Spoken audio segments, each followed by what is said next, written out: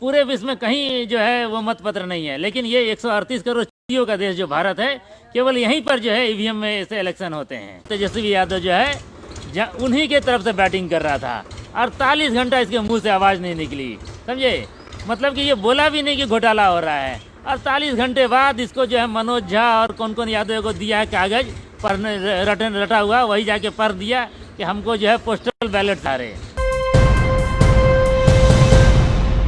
बिहार के चुनाव में कितनी धांधली हुई है, बिहार के चुनाव में कितनी लफाजी हुई है, बिहार के चुनाव में कितनी सेटिंग हुई है, उस पर हम विशेष चर्चा करेंगे। हुई है धांधली इसलिए हुई है कि आप लोगों ने देखा होगा कि तेजस्वी यादव का जहां भी रैली होती थी उस रैली में हजारों नहीं लाखों की भीड़ होती थी, और वहीं पे भाजपा के जो कि प्रधानमंत्री हैं इस समय पूरे देश के, भाजपा के एक महान लीडर हैं, जो सरकार चल रही है वह भाजपा सरकार से नहीं जानी जाती बल्कि मोदी सरकार के नाम से जानी जाती है। लेकिन बिहार में मोदी की रैली में हजारों की भी भीड़ नहीं हो पाती थी, लेकिन उसके बावजूद भी ये लोग इतनी लफाजी करके, बेईमानी करके, ईवीएम सेटिंग करके जो है आज वहाँ सरकार पूर्ण बहुमत में आ चुकी है। चंद्रभानु जी, आप बिहार की धरती से हैं, बिहार से जुड़े हुए हैं। आपने देखा होगा कि जब लॉकडाउन नहीं हुआ था उसके पहले से सुशासन बाबू की सरकार जो चल रही थी, एक प्रोपोगंडा रचा जा रहा था कि पूरा कि देश के बिहार के अंदर जंगल राज है, बिहार के लोग मजदूर हैं। लेकिन 15 साल तक सुशासन बाबू की सरकार रही, यानी नीतीश कुमार की सरकार रही, कुर्सी कुमार की सरकार रही, पलटू राम की सरकार रही। यानी कि अगर उनके नाम की पर्यायवाची शब्द अगर आप बोलना शुरू कर देंगे तो शायद उसका इति नहीं होगा, अंत नहीं होगा। तो मैं ये जानना चाहता हूँ कि आखिर तेजस्वी की रैली में इतनी बड़ी भीड़ होती थी, लेकिन उसके बावजूद भी जब जो चुनाव का परिणाम आया, चुनाव का रिजल्ट आया, यह एक अलग कैसे आया? जी, आप सिर्फ 2020 के चुनाव को नहीं देखिए, इसके पहले भी जितने चुनाव हुए थे उसमें लालू यादव का जो भीड़ होता था वो नीतीश कुमार से 100 गुना ज़्यादा होता था। अगर दुगना भी भीड़ होता है तो इसका मतलब होता है कि आधे भीड़ वाले को 0 सीट मिलेगा और दुगने भीड़ को सारी सीटें मिल जाएंगी। और यहाँ तो 100 गुनी ज़्यादा भीड़ थी। नीतीश कुमार को देखने के लिए 100 आदमी जुटते थे, मैं झूठ नहीं कहूँगा, 100 आदमी आते थे। उसके हेलीकॉप्टर जब उतरता था तो तेजस्वी को लाखों आदमी आते थे, लेकिन नीतीश कुमार को भी 100 आदमी आता था। उसमें से भी 100 में तो जो ये तो 90 आदमी जो है नीतीश कुमार को गाली देने आते थे। उसके अधिकांश सभाओं के वीडियो मौजूद हैं जहाँ पर पब्लिक उसके मुंह के सामने उसको गाली दे रही है, माँ की बहन की गाली दे रही है। नीतीश कुमार जो है अभी नहीं, 2020 में नहीं, बल्कि इसके पहले 3 चुनाव और जीते थे, 2005, 2010, 2015। ये सारे के सारे चुनाव जो हैं घपला करके जीते गए हैं। अभी अब जब ये जो है, जो दुश्मन मीडिया जो है हमको बोलती है जंगल राज था। अरे हमारी जीती हुई हमारे राष्ट्रीय जनता दल ने पूरी तरह जीत लिया था, यानी कि दुश्मन मीडिया भी मजबूर होकर उसको जीता हुआ दिखा रहा था। एग्जिट पोल में जीती हुई विजय को छीन लिया गया। इससे बड़ा जंगल राज क्या हो सकता है? यानी कि हम लोग को झूठ मूठ का बदनाम किया जाता है कि तुम लोग जंगल राज वाले हो। असली कुकर्म, असली अपराध, असली क्राइम, असली क्रिमिनल तो ये लोग हैं। लेकिन मैं ये जानना चाहूँगा भानु जी आपसे कि अगर राष्ट्रीय जनता दल चुनाव जीत चुका था जी और उसको जबरदस्ती हरा दिया गया जी, तो इसके बावजूद तेजस्वी यादव को, जो कि यही मीडिया ये कहती थी कि तेजस्वी यादव एक बड़े नेता के रूप में उभर चुके हैं, बड़े राजनेता के रूप में उभर चुके हैं, तो तेजस्वी जी को सीधे जाकर के धरने पे बैठ जाना चाहिए था। इतना बड़ा उनका जन समर्थन था। अगर वो धरने पे बैठ गए होते तो पूरे बिहार के अंदर से लाखों की नहीं करोड़ों की भीड़ उनके साथ इकट्ठा हो जाती, पूरा बिहार जाम हो जाता, हाय तौबा मच जाती, और उसके बाद रिजल्ट हो सकता था कि फिर से रिकाउंटिंग होता और रिजल्ट आपके पक्ष में आ सकता था। लेकिन तेजस्वी यादव के पास ऐसी क्या मजबूरी थी कि वो धरने पर नहीं बैठे और वह जो है अपने आप वॉकओवर दे दिया कि अगर उन्होंने अपनी हार स्वीकार कर ली। ऐसा क्यों? तेजस्वी यादव एक डरपोक बाग का डरपोक बेटा है, उसको लोग नवी फेल कहते हैं। तो चलिए हम एजुकेशन को जो है इंटेलिजेंस से नहीं जोड़ते, लेकिन उसका इंटेलिजेंस भी जो है बहुत लो लेवल का है। तो इसलिए जो है उसको ये भी समझ में नहीं आया कि इसके पहले के जितने भी चुनावी घपले होते थे तो लोग जो हैं उसको प्रोटेस्ट करते थे। पूरी जनता, देश की 90% जनता उसको वोट की, बिहार की 90% जनता वोट की, 90% जनता उसकी सपोर्टर थी। ये उसके रैली में अपने आप जुटे भीड़ से जो है साबित होता है, क्योंकि उसकी रैली कहाँ होगी किसी को नहीं पता था। हेलीकॉप्टर दिखते ही लाखों आदमी जुट जाते थे। बिल्कुल मिसमैनेज जो है वो जो तेजस्वी यादव या लालू यादव का जो कुनबा है, जो उनका स्ट्रक्चर है, बिल्कुल मिसमैनेज है। राम भरोसे हिंदू होटल की तरह चलता है। भला चुनाव में घपला, काउंटिंग में घपला हो रहा है, लेकिन इसके इन्होंने धरना प्रदर्शन की तो बात छोड़िए, ये 48 घंटा अपने मुंह में ताला बंद कर लिए। पता नहीं किसके हुक्म से। क्या नीतीश कुमार भी इसको कंट्रोल करते हैं? मुझे तो लगता है बिल्कुल। सड़क के इस पार नीतीश का बंगला है, सड़क के इस पार जो है तेजस्वी यादव का बंगला है। और मुझे ये लगता है कि इनके घर में जो भी होगा, जो ये लोग बोलेंगे, जो खाएंगे, जो पिएंगे, क्या करेंगे, ये भी नीतीश कुमार नियंत्रण करता है। उसे भानु जी, आपने कहा कि तेजस्वी यादव एक डरपोक बाप का डरपोक बेटा है जी। तो ये जो रैलियों में जो भीड़ हो रही थी जी, यह तेजस्वी की लोकप्रियता की भीड़ हो रही थी या वहां जो है पलटू राम यानी नीतीश कुमार, कुर्सी कुमार के विरोध की भीड़ हो रही थी? देखिए, ये आप ही का प्रदेश का मुख्यमंत्री योगी आदित्यनाथ बिहार गया। जैसे ही उतरा उसको इतना गाली दिए कि जो है वो भाग गया बिहार छोड़ के, दोबारा जो बिहार में घुसने का हिम्मत नहीं किया। नीतीश कुमार को कितनी रैलियों में गाली दिया गया, प्याज फेंका गया, चप्पल फेंका गया, वो भी तब जब उसके पास ट्रम्प से भी ज़्यादा बॉडीगार्ड उसने अपने सुरक्षा में लगा के रखे हैं नीतीश कुमार ने।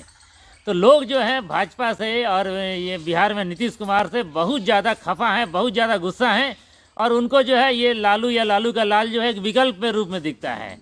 तो इसी विकल्प के चारों तरफ जो है लोग एकजुट हो गए। अदरवाइज इन लोग में कोई भी मर्दानगी नहीं है, कोई मेरिट नहीं है, कोई दिमाग नहीं है, ऐसा है ना।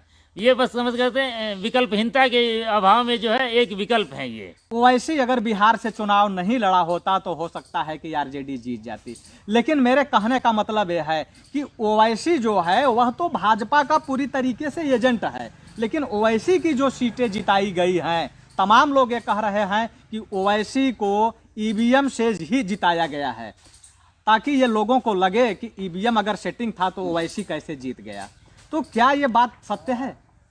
ईवीएम सेटिंग जो है बहुत पहले से होते आ रहा है। 2014 लोकसभा चुनाव में हुआ, 2019 लोकसभा चुनाव में हुआ, 2017 यूपी विधानसभा चुनाव में हुआ।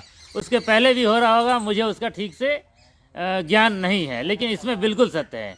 तो ईवीएम से वो घपला करते हैं तो उनको लगता है कि नहीं, ये जो भारत है 138 करोड़ लोग हैं, यहाँ सब चूतिए नहीं हैं, कुछ बुद्धिमान हैं। तो उनको जो है बरगलाने के लिए जो है कुछ इस तरह की सेटिंग की जाती है कि ईवीएम घोटाला का बहाना को तैयार किया जा सके। तो ओवैसी जो है एक बहाना है।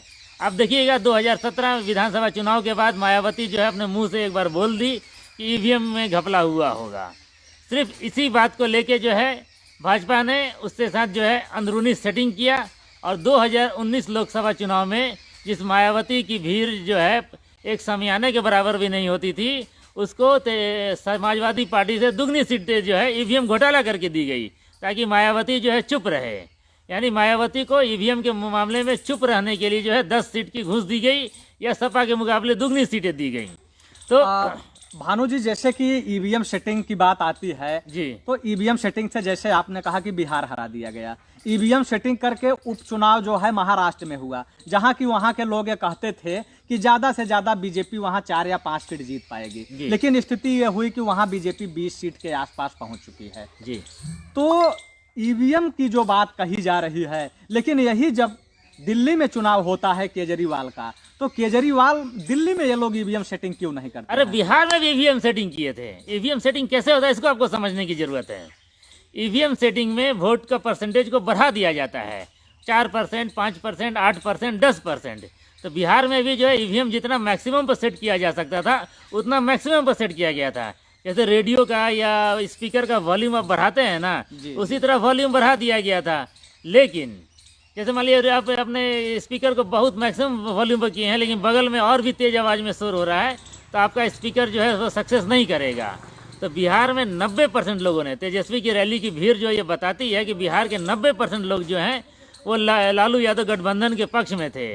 तो उनके पक्ष में मैक्सिमम वोटिंग की गई। वहाँ पर जो है ईवीएम का सेटिंग भी काम नहीं किया गया, तब जाके काउंटिंग घोटाला किया गया, समझे। और मतलब कि मोटा मोटी जो है, जो उन्हीं की मीडिया है, भाजपा ही की मीडिया है, वो भी एग्जिट पोल में जो है तेजस्वी को विजयी दिखा दी थी। मतलब कि वो समझ गए थे कि अब हम हार चुके हैं, मान चुके हैं। लेकिन ये लोग जो है गफलत में सोते रहे और 3 दिन के अंदर नीतीश कुमार जो है काउंटिंग घोटाला करके जो है अपने आप को विजयी घोषित कर लिया। अच्छा भानु जी, मेरा ये जो है अपना विचार है, अपना सोच है कि भारतीय जनता पार्टी के लोग कुर्सी के लिए ये किस हद तक गिर जाते हैं, यह किसी से छुपा नहीं है। आप महाराष्ट्र में देख लीजिए, जब कोरोना में पूरे देश के लोग लॉकडाउन में कमरे में बंद थे, लोगों को कहा गया कि आप लोग कमरों से निकलिए मत, उस समय ये लोग जो है वहाँ कांग्रेस पार्टी को तोड़ करके अपनी सरकार बना लिए। तो ये जो पलटू राम है, कुर्सी कुमार है, ये कुर्सी कुमार को हमें ऐसा लग रहा है, जहाँ तक मेरा आंकड़ा है, मेरा जो है मेरी अपनी निजी सोच है कि आने वाले 6 महीने के अंदर ये नीतीश कुमार की पार्टी को लोग तोड़ेंगे और उसके बाद पूरी कांग्रेस विलय हो जाएगी। क्योंकि कांग्रेस जो है वो भाजपा ही है। मैं ये नहीं मानता कि कांग्रेस अलग है। अगर आज बिहार में इतने ईवीएम सेटिंग के बाद भी अगर तेजस्वी का चुनाव हारने का कारण कांग्रेस बनती है, क्योंकि कांग्रेस जो है 70 सीट पे चुनाव लड़के 20 सीट भी नहीं जीत पा रही है। तो हमारे कहने का मतलब है कि इनके जितने भी विधायक हैं आने वाले समय में वो भाजपा में चले जाएंगे और जेडीयू भी टूटेगी और जो मुख्यमंत्री होगा वो भारतीय जनता पार्टी का होगा। और पलटू राम ने जो कहा था कि ये हमारा अंतिम चुनाव है, हो सकता है कि ये उनका अंतिम चुनाव हो, तो अंतिम बार वो मुख्यमंत्री बने हों 2 महीने के लिए, 3 महीने के लिए, 6 महीने के लिए। तो इस पर आपका व्यू क्या है? आप एक आदमी को अंडर एस्टिमेट कर रहे हैं। आप मेरे बिहार के मुख्यमंत्री नीतीश कुमार को अंडर एस्टिमेट कर रहे हैं, समझे। पूरे इंडिया में अमित शाह की दादागिरी चलती थी, लेकिन 2019 लोकसभा चुनाव के समय 2 सीटें जीते हुए नीतीश कुमार ने कितनी सीटें ली थी? तो अमित शाह से 17 सीटें ली थी। अमित शाह की 32 सीटें थी, जिसको में से उसको घट के 17 पे आना पड़ा था। यानी कि जीते हुई सीटों के बावजूद जो है उसने नीतीश कुमार को जो है 2 गुना 9 गुना ज़्यादा सीटें दी थी, ठीक है ना। तो अमित शाह और मोदी का भी बाप है नीतीश कुमार। कांग्रेस टूटेगी लेकिन बीजेपी नहीं तोड़ेगा, कांग्रेस को नीतीश कुमार खरीद लेगा। नहीं, आपके कहने का मतलब है कि नीतीश कुमार बहुत बड़ा राजनीतिक चाणक्य है, लेकिन मैं नीतीश कुमार को एक बहुत बड़ा राजनीतिक बेवकूफ़ मानता हूँ। राजनीतिक बेवकूफ़ का शब्द मुझे नहीं प्रयोग करना चाहिए था, लेकिन मैं इसलिए प्रयोग कर रहा हूँ कि अगर वह चंद्र मुख्यमंत्री बनने के लालच में अगर वह जेडीयू से पूर्व का गठबंधन अगर नहीं तोड़ता, तो आने वाले समय में मोदी जी के जगह हो सकता था कि प्रधानमंत्री देश का नीतीश कुमार होता। लेकिन नीतीश कुमार क्या बिहार की कुर्सी से ही ऐसा क्या लगाव है कि वो बिहार में ही सिमट के रह जाना चाहते हैं? देखिए, नीतीश कुमार की सभा में आज तक 100 आदमी नहीं जुटा है।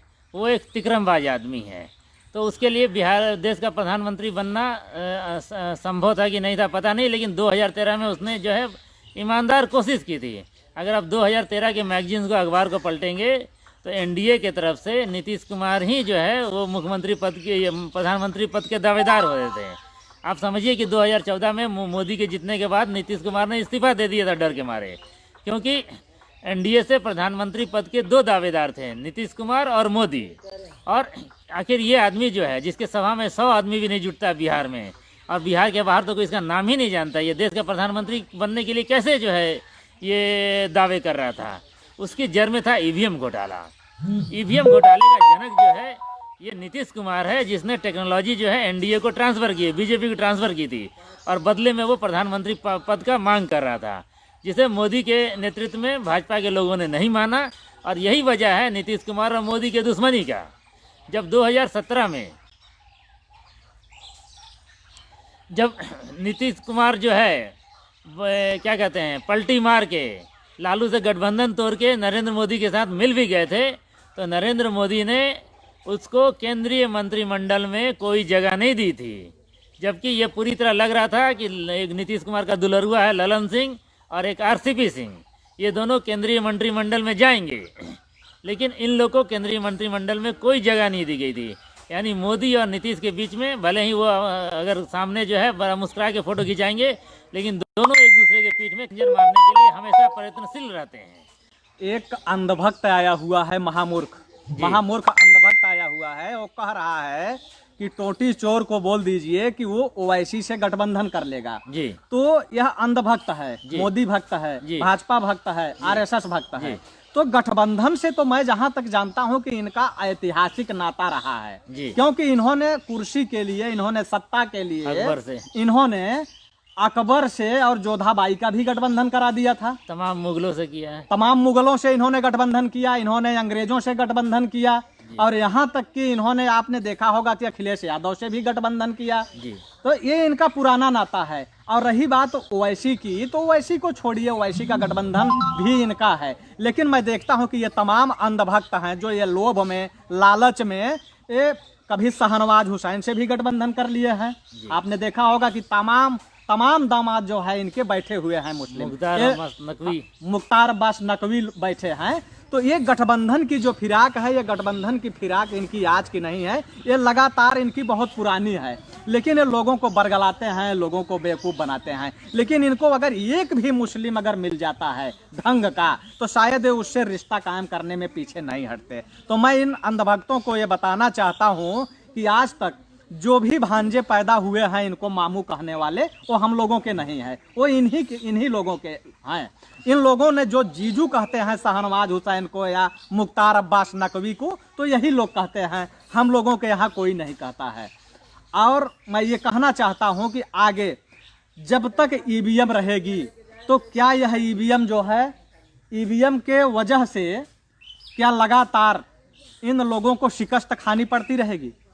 जी, आप ये सोचिए कि पूरे विश्व में कहीं ईवीएम नहीं है। अमेरिका में चुनाव हुए तो हमारी जो मीडिया है सबसे पहले काम क्या की कि जितनी फ़ोटो थी बैलेट में, वहाँ पर मतपत्रों के द्वारा, बैलेट के द्वारा, कागज़ के द्वारा वोटिंग हो रही थी, उन फ़ोटो को छिपाया गया मीडिया के द्वारा। यहाँ के लोग देखे नहीं कि अमेरिका जैसे दुनिया के सबसे सर्वशक्तिशाली, सबसे ज़्यादा टेक्नोलॉजी वाले देश अमेरिका भी जो है ईवीएम पर भरोसा नहीं करता है। वो कागज़ के माध्यम से, बैलेट पेपर के माध्यम से, मतपत्रों के माध्यम से वहाँ वोटिंग होती है। तो पूरे विश्व में कहीं जो है वो मतपत्र नहीं है। लेकिन ये 138 करोड़ चिड़ियों का देश जो भारत है, केवल यहीं पर जो है ईवीएम में ऐसे इलेक्शन होते हैं। लोग बोलता है लोकतंत्र, लोकतंत्र का मतलब क्या हुआ कि लोग को अपनी सरकार चुनने का अधिकार। क्या आपको अपनी सरकार चुनने का अधिकार है? ये जो मशीन है वही वोट जो है पूरा देती है, जिसको जो जैसा प्रोग्राम होता है वैसा वोट देती है। तो जब मशीन सरकार चुनेगी तो लोकतंत्र कैसा, लोगों का तंत्र कैसा डेमोक्रेसी, समझे ना? जब तक ईवीएम रहेगा, लोकतंत्र यहाँ नहीं रहेगा, लोगों की सरकार नहीं रहेगी, और न ही जो है सही सरकार की स्थापना होगी। तो आखिर जो नेता विपक्ष में बैठे हुए हैं जी, तो विपक्ष के जो नेता हैं ये बैठे हुए हैं आराम से, तो कम से कम इनको ईवीएम का विरोध करना चाहिए। ये विपक्ष में जो नेता हैं बहुत बड़े हरामजादे हैं। अखिलेश यादव, तेजस्वी यादव, लालू यादव, मुलायम यादव, समझे ना? यही सबसे बड़े आपके दुश्मन हैं। इनको क्या मतलब है? अरे ये हारे भी तो विपक्ष के नेता, जीते तो मुख्यमंत्री, दोनों जगह मलाई है। ये साले 3-3 करोड़ में एक सीट बेचते हैं, सैकड़ों सीट इनको बेचने के लिए। इनकी राजशाही तो कभी छूटेगी नहीं। इनको जनता से क्या मतलब है? ये भी जो है उनके जो है मोहरे हैं। आप देखिएगा कि पूरी तरह ईवीएम घोटाला, काउंटिंग घोटाला हुआ, लेकिन हमारे तेजस्वी यादव के मुंह में था, समझे? 48 घंटा वो चुप रह गया। हम उसके घर के गेट पे गए थे जब काउंटिंग घोटाला हो रहा था, तो बजाय उसको अपने कार्यकर्ताओं से मिलने के, वो जो है अपने घर के आगे जो है और जो है किला बनवा रहा था कि लोग उससे मिल नहीं पाए। जबकि एक जो है सामान्य दिमाग वाला आदमी होता तो वो अपने कार्यकर्ताओं से, अपने जनता से डिस्कस करता। अभी डिस्कशन करने के बहुत सारे टेक्नोलॉजी हैं, सोशल मीडिया है, ये है, हाँ भैया ऐसा हो रहा है, हम लोगों को क्या करना चाहिए। सारी जनता जो है एकदम लाठी लेके तैयार थी कि साले को जो है इस घोटाले को हम लोग होने नहीं देंगे। लेकिन ये ज़बरदस्ती नेता बना हुआ तेजस्वी यादव जो है उन्हीं के तरफ से बैटिंग कर रहा था। 48 घंटा इसके मुंह से आवाज़ नहीं निकली, समझे? मतलब कि ये बोला भी नहीं कि घोटाला हो रहा है। 48 घंटे बाद इसको जो है मनोज झा और कौन यादव को दिया है कागज़ पढ़ने रटा हुआ, वही जाके पढ़ दिया कि हमको जो है पोस्टल बैलेट आ रहे। सभी अहम खबरों के लिए न्यूज़ MX को सब्सक्राइब करें।